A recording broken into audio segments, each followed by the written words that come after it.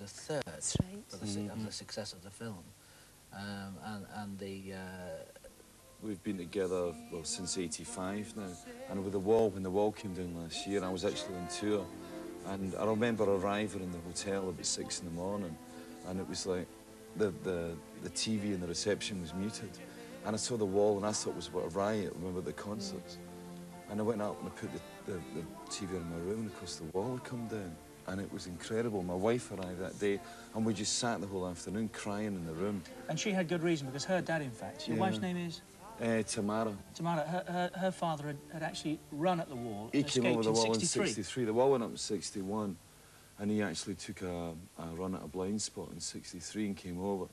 And I had, well, they left a load of relatives over there. And when I went across in December, we took the chisel and stuff across. But it was incredible, yeah, because there was about 25 relatives, and one of them was actually an artillery officer in the DDR army, and he'd never been across to the West before.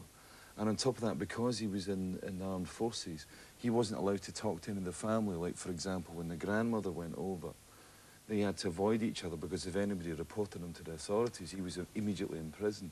And I was there on the first day he was ever over. And it's incredible when you go to West Berlin and you see people staring at the windows of places like Burger King's, walking about poly bags. And it's like, they see the guy, it was like, when I saw him come across, there's a great movie in there somewhere. I was just thinking that. You could do a great script in it.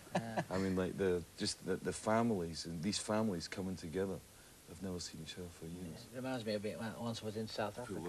But it was, it's an incredible feeling. And when we did the video, I mean, we felt we had to go back and do this thing there to sort of celebrate the fact this incredible European city was finally getting back together again.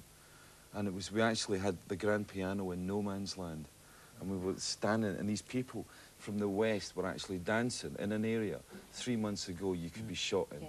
You know, it was an old minefield for '85. And playing the grand piano, and these West Berliners dancing, it was an incredible scene. I mean, it was an amazing video, most incredible video I've ever had the privilege to be part of. Not for the first time this morning, we have to. Sure, at this time of the morning, seeing this stuff. Well, you said you were hungry. We yeah, met this morning. I'll be up for that. I actually went sort of vegetarian, eating fish and chicken, so it's like... Oh, you're all right then? Yeah. Oh, good.